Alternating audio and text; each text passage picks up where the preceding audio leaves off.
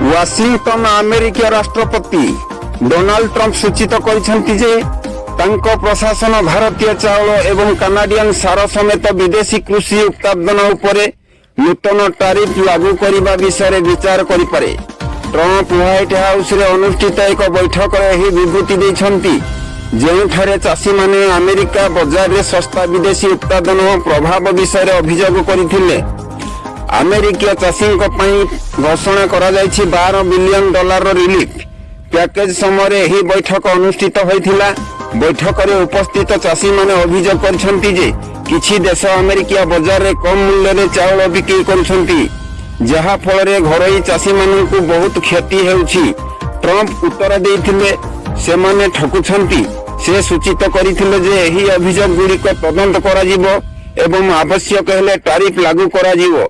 स्विसियल Kennedy rice mill रो CEO Merrill Kennedy दाबी करछंती जे Bharat Thailand एवं China ही कथित डंफी पई मुख्य देश। से कहिसंती जे चाइना बहु परिमाण रे चावल पठाउछि विशेषकर पुएर्टो रिको जेउठारे अमेरिका चावल जोगाण वर्तमान प्राय तो बंद हो जाइछि। केनेडी कहिसंती आमे वर्ष वर्ष धरी सेठारे चावल पठाउ नाही। दक्षिण राज्य गुड़िकर चाषी माने खराब भाव प्रभावित होइछंती।